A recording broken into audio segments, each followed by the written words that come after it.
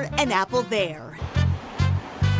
In the city that's more famous for the plastic yard flamingo, there's also an abundance of pride in a native son who many believe is a figment of American folklore.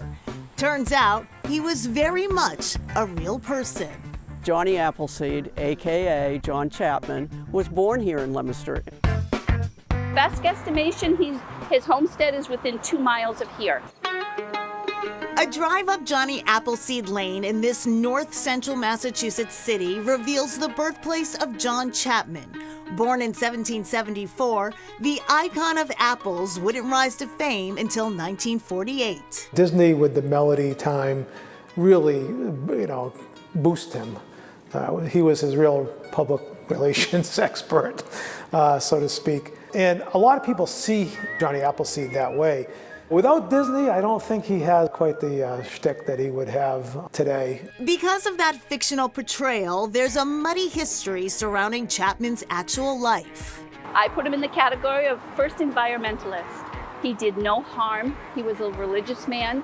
He took on the job of starting small orchards. If you had apple orchards on your property, if you had 50 trees, you were considered a homestead. So that's what he would do. Sometimes people had money, sometimes they didn't, but he still gave them apple trees to try to keep their homestead going. Diane Burnett is the manager of the Johnny Appleseed Visitor Center. I can hang with the best of them when it comes to information about Johnny. Highway rest areas are typically a quick in and out, restroom, snack, back on the road. But on Route 2 westbound in Lancaster, you may want to stay a while.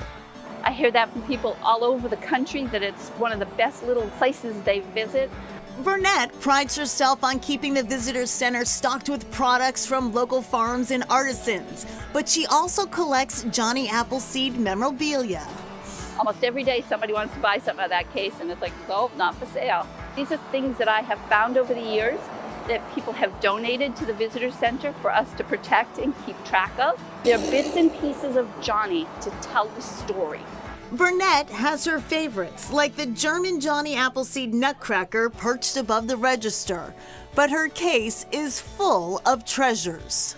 It's a Harper's magazine, and it was dated 1871, and it's the first time anyone ever called Johnny Appleseed. Out front, a 10-foot-tall apple sculpture welcomes travelers, but Burnett says it's the Johnny Appleseed statue that people love the most. I have pictures with scarves on him and hats on him, and they'll leave an apple or a small pumpkin, or kids are hugging him.